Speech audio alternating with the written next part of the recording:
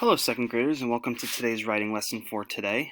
For today in writing, we're going to be writing a new poem. So if you didn't get to finish your first poem from last week, definitely take the time to finish that up today and also get started on your new poem that we're going to be starting today. So what I'm going to be teaching you today is that when we write poems, we use something called figurative language.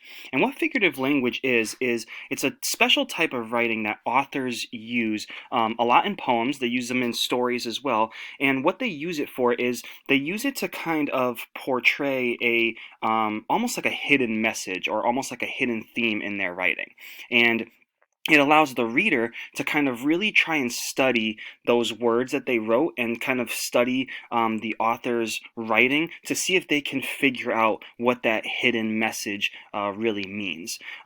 You see it a lot in writing because the author really wants their readers to kind of interpret their writing in their own way. So if maybe you've heard a song before, or maybe you've read a story and you thought, this is what I think the author's message is. A lot of times readers have different views of what the author's message is. So the author really tries to get people to interpret their writing in as many ways as possible, and they do that by using figurative language in their writing.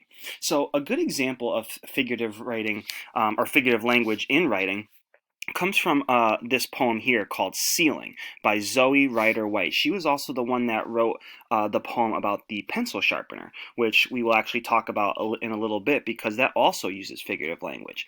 But her poem Ceiling has a part in it that says this: "The ceiling is the sky for the classroom." So when we see something like this, when we see something like figurative language in writing, one of the very first things that we should think about as readers is, what is the author trying to say? So for example, again, I'm going to read it just one more time. The ceiling is the sky for the classroom. So what do I think the author is trying to say here? I think that the author is trying to say that the sky is the limit when it comes to learning.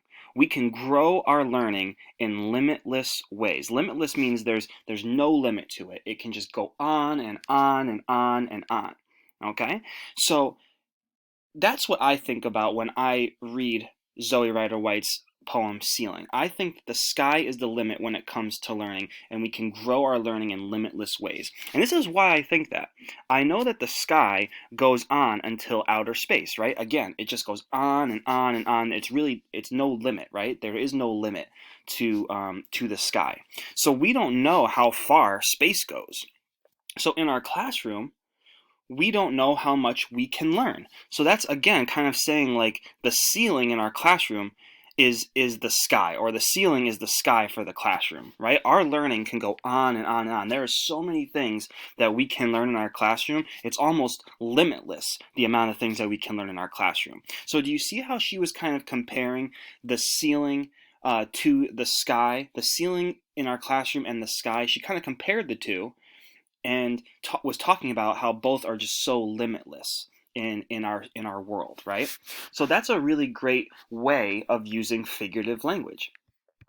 Now, I told you that she also used figurative language in her poem Pencil Sharpener. So let me just read it to you again. I think there are 100 bees inside the pencil sharpener. We're just going to stop right there after those two lines, right? So those two lines right there, that's great figurative language because she's comparing a pencil sharpener to the sound of bees. And so she thinks that there are hundreds of bees inside the pencil sharpener. So are there really 100 bees inside that pencil sharpener?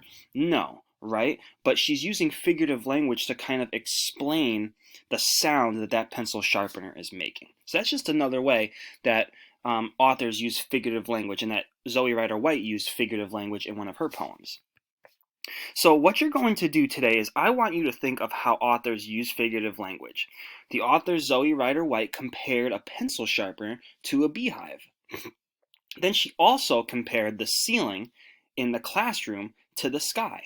So those again are comparisons that make us think and see the world through poet's eyes.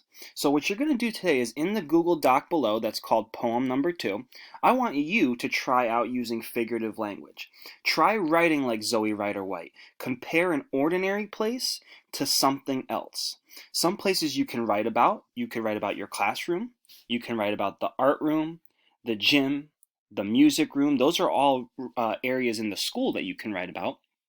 Or there might be some areas around your house that you can write about. Your playroom, your kitchen, your backyard, maybe even your bedroom. If you have like a basement that you like to play in a lot, then maybe that's another room that you can write about as well. But pick an ordinary place that you want to write about and try using figurative language in your writing. For example, if your playroom is big, if it's giant and the walls are blue, you might say something like my playroom is like the ocean, right? Because the ocean is also big and the water is blue. So comparing your playroom, which is big and blue, to the ocean that's big and blue, that would be using figurative language as well. Okay, so that's just another example. So use the examples from Zoe Rider-White's poems, use the example that I gave you, and really try your best to use figurative language in your new poem today. Okay, be creative.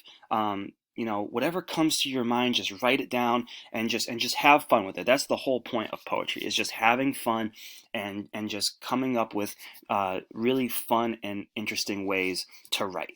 Okay, everybody, I can't wait to see your poems for today. I can't wait to see what room you choose to write about, and I cannot wait to see what types of figurative language you use in your writing as well.